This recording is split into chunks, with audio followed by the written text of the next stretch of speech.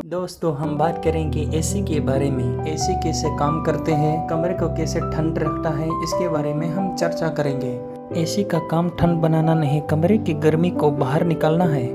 इसके 4 मुख्य भाग हैं: कंप्रेसर, कंडेंसर, एक्सपेंशन वाल्व और इवेपोरेटर। और वैसे ये सब क्या है, आओ हम विस्तार से जानें।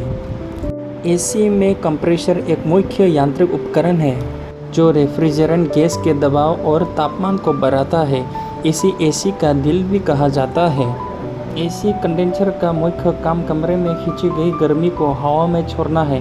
यह एसी के बाहरी हिस्सा में लगाता है। रेफ्रिजरेंट को वापस ठंडा करने का काम यह करता है। एक्सपेंशन वाल्व, ये एसी के हाई प्रेशर वाले हिस्से और लो प्रेशर वाले हिस्से को आपस में जोड़ता है और रेफ्रिजरेंट के प्रवाह और दबाव को नियंत्रित करता है।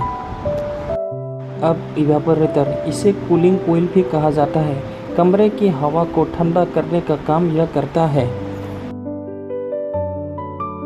एसी का सबसे पहला काम है इंडोर यूनिट। पंखे की मदद से कमरे की गर्मी को हवा को अंदर खींचता है।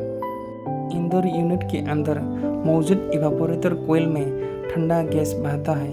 यह कमरे की हवा से गर्मी को सोख लेता है, जिससे हवा ठंडी हो जाती है। एसी के पंखा ठंडी हुई हवा को वापस कमरे में भेज देता है, जिससे कमरा ठंड हो जाता है। गर्मी सूखने के बाद रेफ्रिजरेंट गर्म गैस बन जाता है और पाइप के जरिए बाहरी यूनिट तक पहुंच जाता है। इंडोर यूनिट में मौजूद कंप्रेसर गैस को उच्च दबाव और उच्च तापमान पर बदल देता है। इसके बाद कंडेंसर कॉइल और पंखा उस गर्मी को बाहर की हवा में छोड़ देते हैं। इसी कारण बाहरी यूनिट से गर्म हवा निकलती है।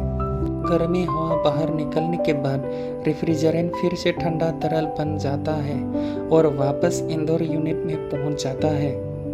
यह प्रक्रिया लगातार चलती रहती है, जिससे कमरा ठंडा और आरामदायक बना रहता है। एसी ठंडा पैदा नहीं करता, यह सिर्फ कमरे की गर्मी बाहर निकलता है। इसी वजह से आपका कमरा ठंड और आरामदायक बनता है। अगर यह जानकारी आपको अच्छी लगी तो लाइक एंड सब्सक्राइब कीजिए।